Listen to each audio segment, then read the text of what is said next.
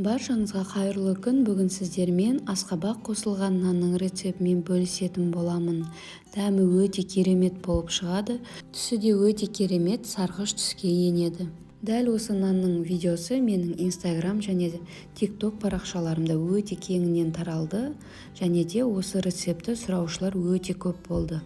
Ал енді асқабақтан жасалған нанның рецебіне кірсеміз. Ең алдымен осындай орташа асқабақты сыртын ашып бірнеше бөліктерге бөліп аламыз. Видеода барлығы толығымен көрсетілген, соңына дейін көріңіздер.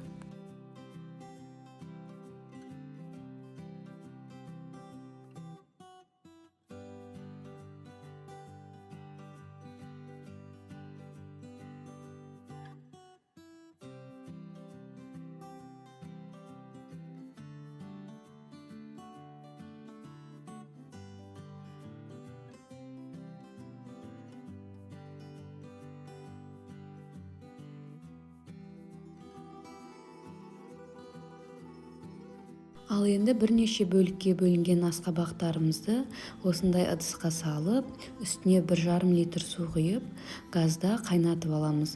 Асқабақ толығымен пісу керек. Туралған асқабақтарыңыз 1,5 литр судан асып кетпесін.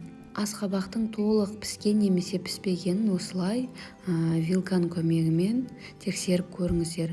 Толығымен жұмсақ болып, таза пісу керек. Асқабақ толығымен пісіп болғаннан кейін аздап суытамыз. Суытқанда қатты салқын болып кетпеу керек. Жылы болған кезде осындай блендердің көмегімен жақсылап езіп аламыз. Егер де блендер болмаса, жақсылап қолмен езіп шықсаңыздар да болады. Осымен біздің асқабақтың пюресі дайын болды. Енді үстіне 500 грамм жылы сүтімізді құямыз. Және де үстіне 2 ас қасық тұзымыз бен 3 ас қасық құмшекерімізді саламыз. Және де үстіне 1 ас қасық дрожжымызды салып, барлығын жақсылап араластырамыз. Біздің сұйық массамыз осымен дайын болды. Жақсылап араластырып, тұз бен құмшекері еріп болғаннан кейін үстіне ұнды електен өткізіп саламыз. Нақты ұнның граммы жоқ, өздеріңіз керегінше сала беріңіздер. Орташа жұмсақтықта қамыр илеп шығамыз.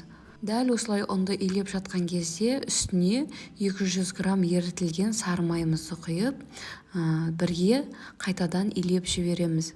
Бұл қамырымыздың қолда жабысып қалмас үшін және де қамырымызға жұмсақтық беру үшін қолданылады. 1 сағаттай жылы жерге қойғаннан кейін осындай керемет қамырымыз ашып дайын болады. Әркім өз қалауынша әртүрлі формада нандарды жасап шықсаңыздар болады.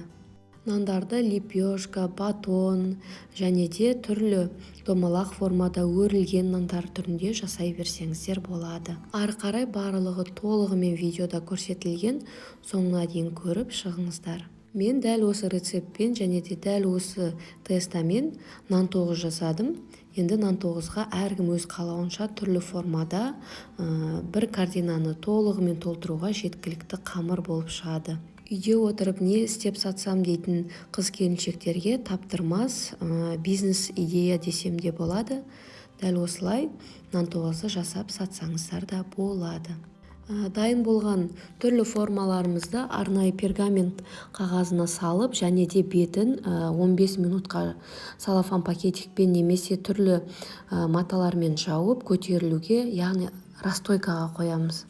15 минут толығымен қойып қойыңыздар. Бірден формаға салып, печкаға салып пісіре салуға болмайды. Арасы тап болып қалады. Осылай пакетикті 2-ге бөліп, бетін жауып қойсаңыздар, қамырларыңыз үлкейеді 2-3 есеге дейін. Алдын ала қыздырылған 200 градустағы печкамызда пісіріп аламыз. Дәл осы дрожжевый тестамен жұмыс жасаған кезде міндетті түрде расстойкаға, яғни көтерілуге қоюды ұмытпаңыздар. Көпшілігі қоймай бірден сала салып, одан кейін комментарийға жазып жүреді. Менікі көтерілмей қалды, неге сіздікіне ұқсамай қалды. Мүмкін сіздің рецептіңіз дұрыс емес шығар деп. Негізі мен барлық рецепті тура айтамын, бірақ жаңағыдай 15 минут көтерілуге көпшілігі қоймағаннан кейін өнімдері өздерінің көңілдеріндегідей шықпайды. Сондықтан да осы жайтты ескеріп, бұдан кейін ондай қателік жібермеуге тырысыңыздар.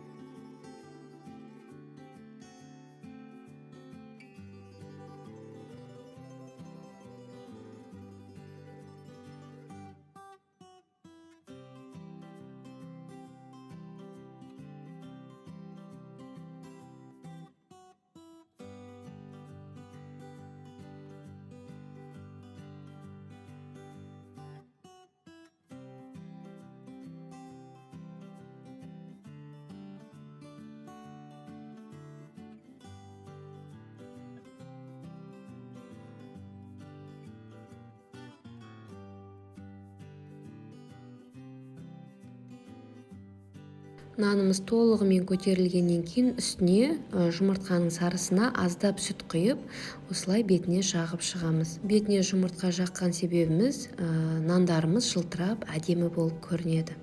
Әсемдік үшін бетіне өз қалауларыңызша күнжет сеуіп шықсаңыздар болады. Менің каналымда түрлі рецепттер бар. Бір қонақты толығымен күтіп шығарып салатын барлық рецепттердің түрі бар. Арнайы мастер-класстарда үйренген, әбден тексерілген рецепттер. Сондықтан да менің каналымды жай ғана көріп кетпей, тіркеліп алып, қоңыраушаны басып қойыңыздар. Сіздермен бірге Тоғжанның асханасы баршаңызға ас болсын.